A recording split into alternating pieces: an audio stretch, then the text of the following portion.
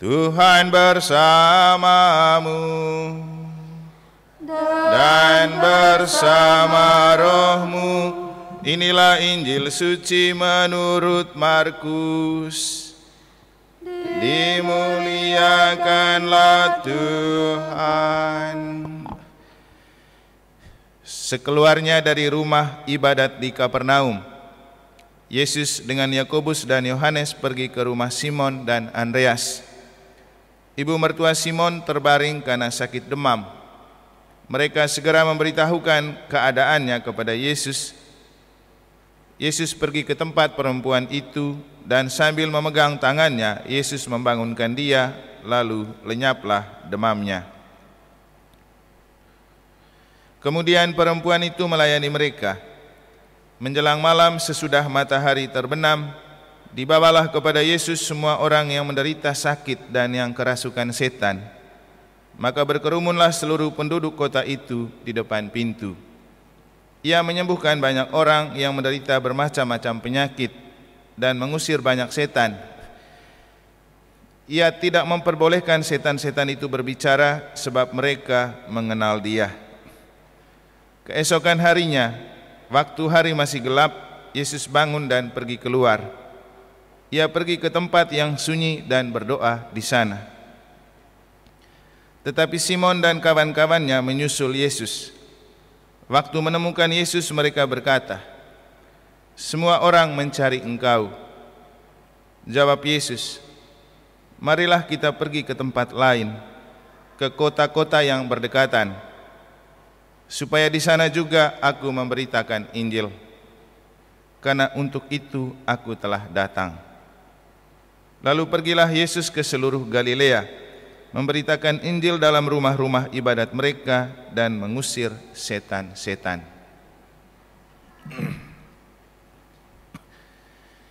Demikianlah sabda Tuhan. Terpujilah Kristus. Para suster, Bapak Ibu, saudara-saudari, adik-adik dan anak-anak sekalian yang saya kasihi dalam Tuhan, ada dua hal yang dapat kita petik untuk kita maknai dari dua bacaan suci yang telah kita dengar. Pertama, hidup itu perlu dicobai, dan juga hidup itu perlu mencoba. Yang kedua, hidup itu perlu melayani, tetapi juga doa tak kalah penting untuk sebuah pelayanan. Kita mulai dari yang pertama. Kenapa kita perlu dicobai dan kita perlu mencoba-coba dalam hidup? Kemarin waktu pesta pembaptisan Tuhan, saya mengatakan bahwa Bapa itu mengasihi Yesus dan menyayangi Yesus, tetapi Ia mewujudkan rasa sayangnya bukan dengan memanjakan. Itulah yang membedakan kasih sayang Tuhan dan kasih sayang orang tua atau manusia. Orang tua cenderung menerjemahkan rasa sayang kepada anak itu dengan memanjakan. Tetapi Bapa tidak memanjakan Yesus, tetapi menantang Yesus dengan banyak cobaan, tantangan, dan bahkan penderitaan. Kenapa Bapa membiarkan Yesus dicobai? Kan pertama-tama dia dicobai iblis sampai 3 kali. Belum lagi ia ditantang oleh ahli Taurat, orang Farisi, dan kelompok-kelompok yang tidak suka dengan Yesus.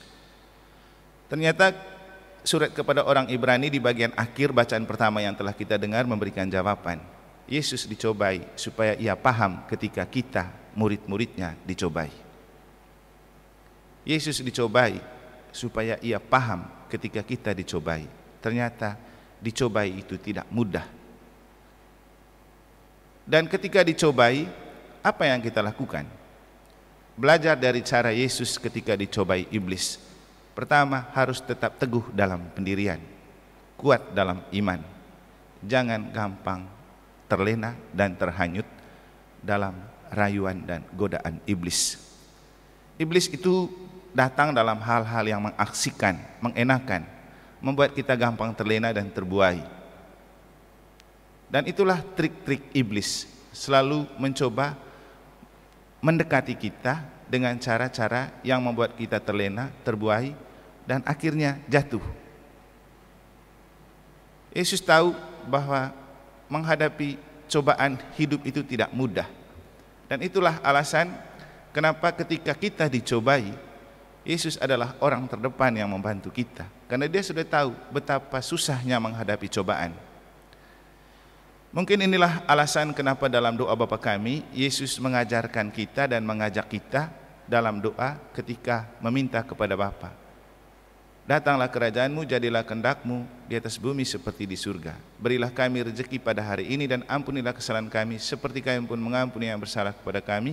Dan janganlah masukkan kami ke dalam pencobaan. Karena Yesus tahu itu tidak mudah. Walaupun kemudian dalam perkembangan gereja coba menerjemahkan ulang itu doa Bapa kami bagian jangan masukkan kami ke dalam pencobaan. Karena ada bahaya seperti kita yang memaksa Tuhan untuk jangan memasukkan kita. Padahal kita masuk dalam cobaan itu bukan karena Tuhan, tapi kita sendiri yang sering dijebak dan masuk dalam cobaan. Sehingga sebenarnya dalam informasi terbaru itu hanya mungkin belum disosialisasikan. Vatikan pernah mencoba untuk merubah rumusan jangan masukkan kami ke dalam pencobaan, tetapi ketika kita dicobai, bagaimana kita membiarkan Tuhan bekerja. Nah, Yesus dicobai supaya dia paham ketika kita dicobai, ia menjadi orang pertama yang membantu.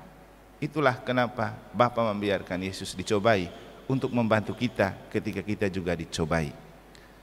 Tadi saya mengatakan bahwa selain hidup kita tidak luput dari pencobaan untuk dicobai, kita juga perlu mencoba-coba. Mencoba-coba ini ada dua jenis, ada yang positif, ada yang negatif. Tapi yang ingin saya katakan, mari kita jangan lupa coba-coba untuk hal yang positif. Karena tanpa kita memulai mencoba, kita tidak akan pernah sukses. Banyak ilmuwan-ilmuwan yang kemudian sukses menemukan ilmunya karena mereka berani mencoba. Newton harus mencoba. Hukum Archimedes juga harus mencoba. Dia menceburkan diri ke dalam kolam untuk menemukan hukum Archimedes. Dan kita memang perlu masuk dalam sebuah hidup untuk coba-coba. Saya pikir kita memulai kerja juga dengan coba-coba. Kita sekolah juga dengan coba-coba. Coba masuk di sini, coba masuk di situ, coba kerja di sini, coba dikerja di situ. Jadi secara positif mencoba itu penting. Karena itu yang membuat kita menemukan hal-hal baru. Kalau kita tidak pernah berani mencoba, kita tidak akan pernah menemukan hal-hal baru. Dan orang inovatif dan kreatif itu memang harus selalu pandai mencoba untuk menemukan hal-hal baru. Tentu secara negatif ada juga mencoba-coba. Ya, katakanlah kenakalan remaja itu kan bermula dari mencoba-coba, tapi kan kemudian akhirnya bahaya juga. Mencoba-coba rakit bom, itu bahaya. Jadi hidup itu perlu dicobai dan perlu mencoba dalam arti positif. Yang kedua tentang doa.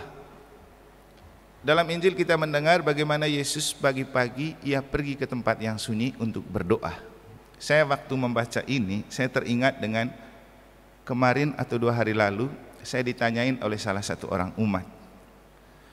Karena mungkin dia melihat di iklan itu ada kebangunan rohani di FX Kute yang juga dihadiri oleh banyak pastor.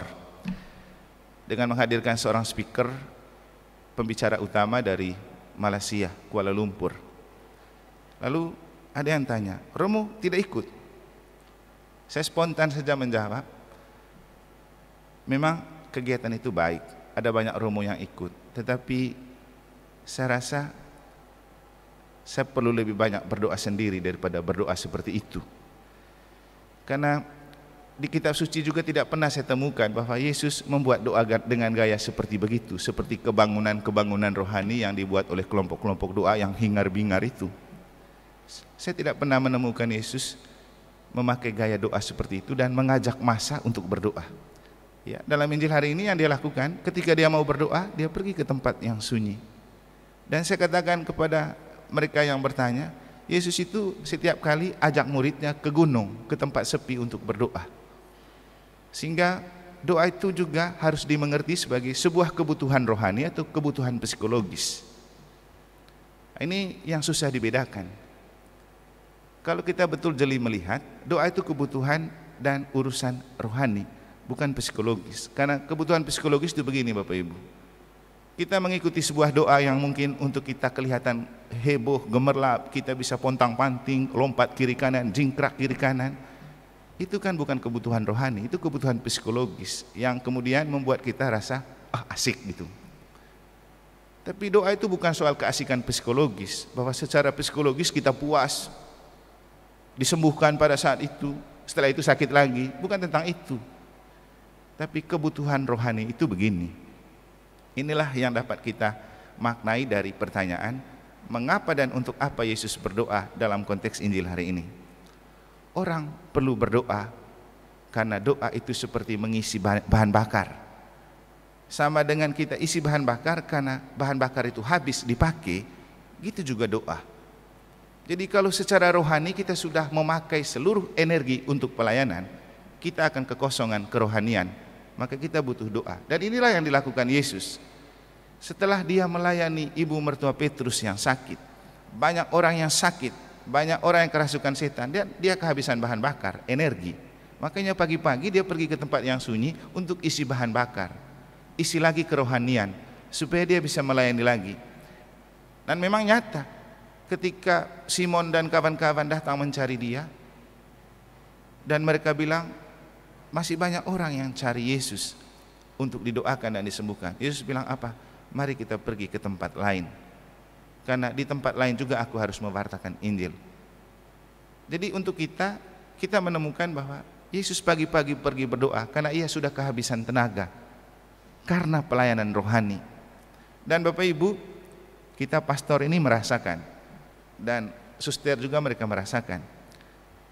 Saya pribadi kenapa perlu selalu berdoa? Karena saya rasa satu kali melayani Anda misa, secara rohani energi saya terkuras. Karena tidak gampang menyelamatkan jiwa Anda secara rohani. Butuh, saya punya lapar, Anda gampang mencari dan beri dia makan. Tapi ketika orang mengalami kelaparan dan kehausan rohani, apakah Anda mudah untuk memberikan dia rasa kenyang? Tidak mudah. Ketika orang butuh untuk Anda mendoakan dia, pada saat Anda tidak pernah berdoa, apakah Anda bisa berdoa untuk orang? Jadi ini persoalan. Kita berdoa karena kita perlu pasokan rohani. Yesus adalah Tuhan. Tidak diragukan hidup rohani Yesus. Tetapi dia butuh doa. Kalau Yesus saja butuh doa, apalagi kita. Cuman memang masalahnya, Yesus kan sering melayani orang secara rohani. Kita kan hampir susah melayani orang secara rohani, karena kita terlalu sibuk dengan pekerjaan-pekerjaan dunia yang secara duniawi dan manusiawi, ya, untuk kebutuhan dan memenuhi kebutuhan dunia. Tapi kalau bicara tentang kebutuhan rohani, itu tidak mudah. Dan itulah juga kenapa Bapak Ibu, tidak sembarang orang menjadi pendoa. Kenapa kemudian juga saya bukan meragukan dan meremehkan, tapi saya lebih tidak suka gitu kalau orang baru ikut satu kali kebangunan rohani, kemudian dia pulang menjadi pendoa. Saya rasa tidak segampang itu. Apalagi Bapak Ibu yang awam, ya, jamin bahwa begitu Anda bangun, Anda berdoa. Anda siang Anda berdoa, sore berdoa, malam berdoa. Kan Anda punya banyak kesibukan, urus pekerjaan, urus istri, urus anak. Pasti punya sedikit waktu atau susah untuk berdoa. Tapi kemudian tiba-tiba Anda menjadi pendoa. Itu kira-kira bagaimana masuk akal? Karena tidak mudah. Suster saja yang berdoa, ya, pagi berdoa, ada ibadat pagi, ada ibadat siang, ada ibadat sore, ada ibadat malam. Tapi tidak semudah itu kemudian menjadi pendoa, kan? Tapi umat kita baru satu kali ikut kelompok doa, ikut kebangunan rohani, pulang mau jadi pendoa, pulang mau jadi penginjil, pulang mau jadi pewarta. Jadi hidup rohani itu tidak semudah itu. Kita kembali ke dalam diri kita masing-masing. Apakah kita merasa perlu juga untuk berdoa? Kalau kita betul menjadi murid Yesus, Yesus perlu berdoa. Apalagi kita. Ada banyak kebutuhan hidup yang memang perlu kita hadapi dan kita selesaikan dengan doa.